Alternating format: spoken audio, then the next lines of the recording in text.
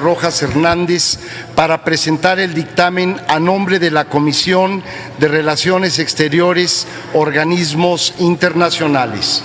En uso de la voz, la senadora Rojas Hernández.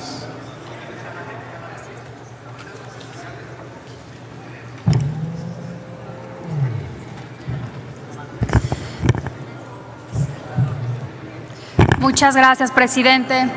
Estimados colegas, vengo a esta tribuna a presentar el dictamen de las Comisiones Unidas de Relaciones Exteriores, Organismos Internacionales, Relaciones Exteriores y Defensa Nacional, por el que se aprueba el Tratado sobre la Prohibición de las Armas Nucleares, adoptado en la sede de la Organización de las Naciones Unidas en Nueva York el 7 de julio de 2017.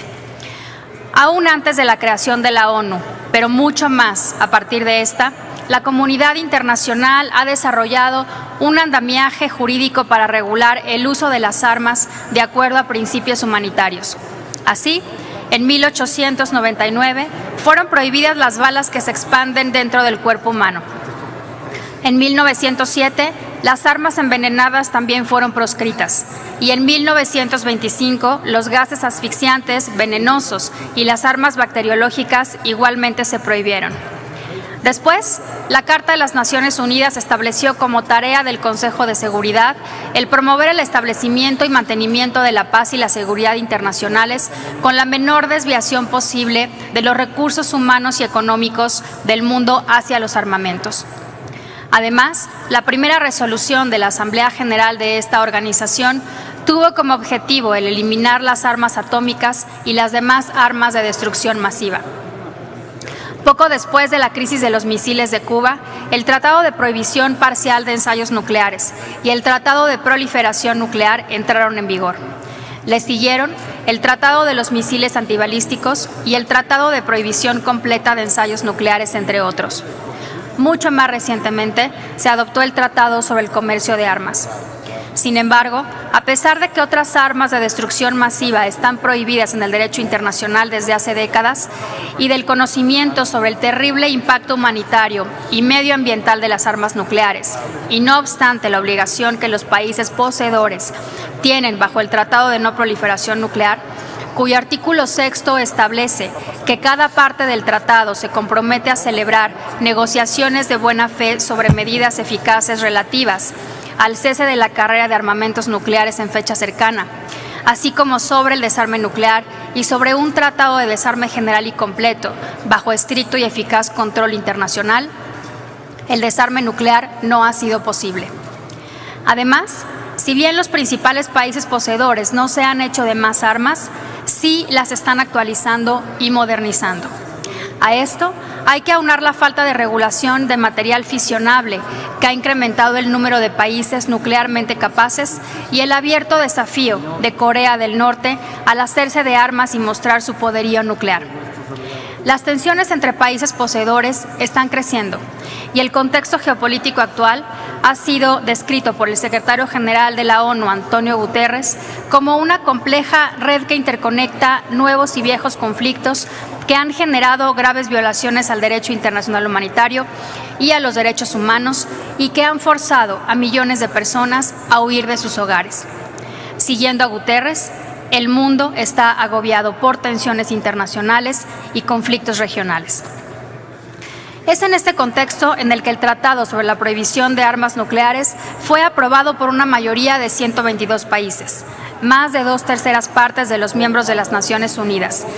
Pero es este mismo escenario el que da pie a las voces que afirman que hoy menos que nunca es un buen momento para deshacerse de las armas nucleares porque les atribuyen ser la base de la seguridad internacional. Sin embargo, muchos también han develado lo que en palabras del Papa Francisco es una falsa sensación de seguridad.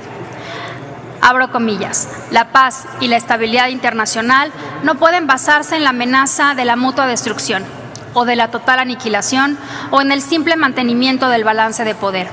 La paz debe ser construida sobre la justicia, sobre el desarrollo humano integral, sobre el respeto a los derechos humanos, sobre la protección de la creación, sobre la participación de todos en la vida pública, sobre la confianza entre los pueblos, sobre el acceso a la educación y a la salud, sobre el diálogo y la solidaridad. Cierro comillas. Y es que ¿cómo el mundo puede ser realmente un lugar seguro con la existencia de más de 17,000 cabezas nucleares que pueden ser detonadas, incluso por accidente? Este sentido común y la conciencia del inconmensurable poder de destrucción de estas armas fue lo que animó a todos los que incansablemente trabajaron por la adopción del tratado: sociedad civil, iglesias, organismos internacionales y los estados, de entre los cuales México sobresalió, tomando en plena congruencia con nuestra tradición diplomática el liderazgo. Es justo reconocer los esfuerzos de la Cancillería mexicana en este tema. Primero, como impulsor y anfitrión de una de las conferencias sobre el impacto humanitario de las armas nucleares, que generaron una mayor sensibilización sobre la amenaza nuclear, y luego, como decididos promotores del instrumento internacional. De manera particular, quiero reconocer el trabajo del embajador Jorge Lo Mónaco, quien es un reconocido artífice del tratado. El Senado mexicano también fue parte de este esfuerzo. En 2014, 83 senadores y senadoras de todos los grupos parlamentarios firmamos el Exhorto Parlamentario Global para la Prohibición de las Armas Nucleares, organizado por ICANN, la organización que en breve recibirá el Premio Nobel de la Paz precisamente por sus esfuerzos en este campo. Además, varios de nosotros durante los últimos 5 años hemos aprovechado foros como la Unión Interparlamentaria y la Organización Parlamentarios por la No Proliferación Nuclear y el Desarme para impulsar esta agenda. Ahora nuevamente les pido su compromiso con esta causa, votando a favor de este dictamen a fin de contribuir a la pronta entrada en vigor del tratado, la cual requiere al menos 50 ratificaciones, y continuando nuestros esfuerzos en todos los foros de diplomacia parlamentaria en los que participamos para promover la importancia de este instrumento, así como su ratificación y su universalización. De ratificarse el tratado el día de hoy, seremos el 4º país en el mundo en hacerlo, después de Guyana, la Santa Sede y Tailandia. De esta manera, aportaremos también a la consolidación del liderazgo de México en este ámbito. Desde el punto de vista jurídico, el tratado complementa y apoya los objetivos de no proliferación y desarme del TNP y llena un vacío en el derecho internacional gracias a la prohibición expresa de su uso y amenaza de su uso sin admisión de reservas. El instrumento da cuenta de que las consecuencias catastróficas de las armas nucleares trascienden las fronteras nacionales, de sus efectos para la supervivencia de la humanidad misma y hacia el medio ambiente, el desarrollo, la economía, la seguridad alimentaria y la salud de las generaciones presentes y futuras. Además, reconoce al desarme nuclear como un bien público, en tanto que sirve a intereses de la seguridad nacional y colectiva. El tratado establece la prohibición expresa de desarrollar, probar, producir, manufacturar, adquirir, poseer o almacenar armas nucleares y o artefactos explosivos nucleares. Prohíbe también la transferencia directa o indirecta de estas armas o artefactos, la amenaza de uso, la asistencia, el alentar cualquier actividad de este tipo y el permitir la instalación y el despliegue de armas nucleares en su territorio o en cualquier lugar bajo su jurisdicción o control. También presenta un camino con miras a la eliminación total de las armas nucleares, ya que señala que los Estados partes están obligados a cumplir con la conversión irreversible de las instalaciones alguna vez contempladas para este fin. Finalmente, un aspecto importante es que obliga a proveer asistencia integral a las personas afectadas por los ataques o pruebas nucleares, que contemple cuestiones de género, médicas, de rehabilitación, psicológicas, sociales, económicas. Asimismo, los estados deberán adoptar medidas para resarcir el daño ambiental provocado por este tipo de pruebas. Compañeros, hace apenas unos años, la prohibición de las armas nucleares era un sueño de muchos y la obsesión de unos cuantos que parecía inalcanzable.